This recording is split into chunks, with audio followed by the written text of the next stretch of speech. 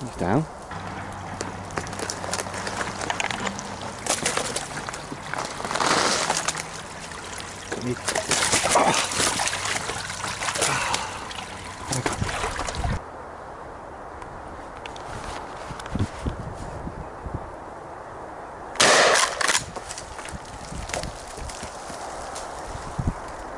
Oh.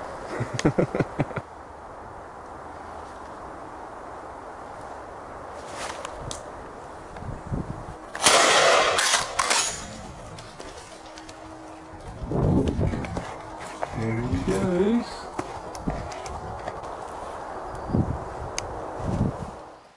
So not a bad afternoon. Could have been better, and he knocked down 2. I don't know how well that will have come out. I think the one will have come out fairly well. The second one, it was a bit dark. But funnily enough, really, that was my first time properly trying to do some roost shooting. And I have to say, it's brilliant. Brilliant fun as well. It's funny because I saw some squirrels as well, and I just didn't quite get a chance to get a shot of them. There's about 3 occasions I had a squirrel appear in a tree.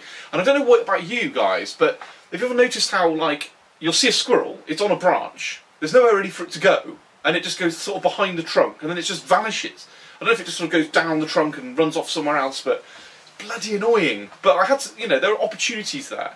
The only thing I would say is you tend to need a fair few cartridges if you're on your own, because you need to try and get them moving. And if they go in and roost, like, way further down in the wood, you need to fire off a shot to try and get them to come back over you. If there was 2 of you, that would work out perfectly. In fact, next time I may get Tom to get to like the other end of the wood, and we can get them properly moving about. But you know, at this time of year, if you're pigeon shooting normally from a hide with decoys, it can be good if it's somewhere that you've been checking and you know it's got loads of birds feeding there. But a lot of the time it can be pretty crap, to be honest.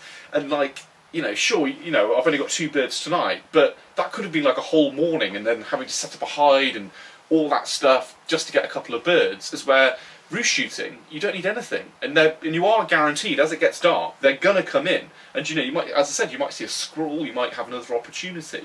So yeah, that was pretty cool, because lately, at the moment, there's just been nothing about. I've been desperately trying to shoot deer and foxes, and that's been a problem.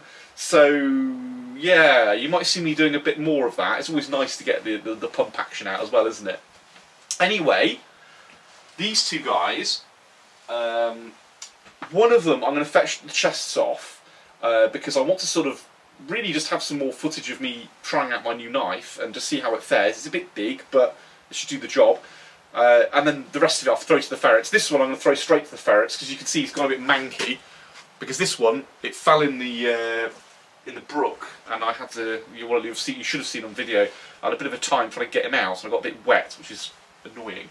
But anyway, let's get the chests off them. So as you can see, I've now plucked in. I won't go into that in any great detail, other than to say that you know, you can be as rough as you like, to be honest, with a pigeon. It's not like a pheasant, where you really do have to be careful, because you can tear the skin and so on. And to be honest, with pheasants, it's not really worth plucking them anyway. Here's the knife, supplied to me by Staffordshire Custom Blades, Peter.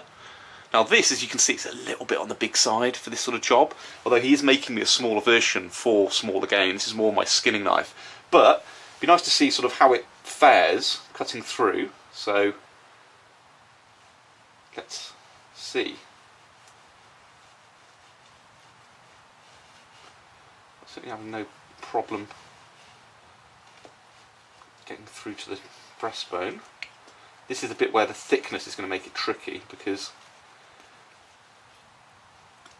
you kind of have to go round the rib cage, and I don't want to cut straight through the rib cage. That would be annoying and make a bit of a mess, to be honest.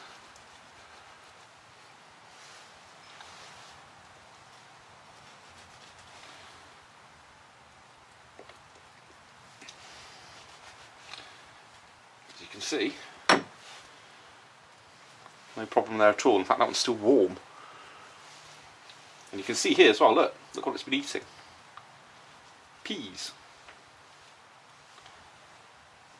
That's good to know, because well, I say it's good to know.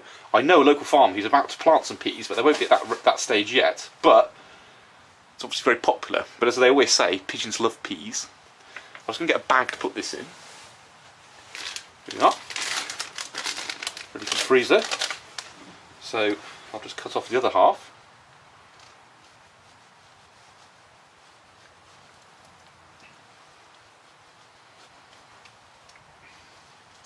As I said, I'm having to be careful because it's so sharp and it's got so much weight that an animal like this, it's so easy for it would be so easy for it to cut straight through.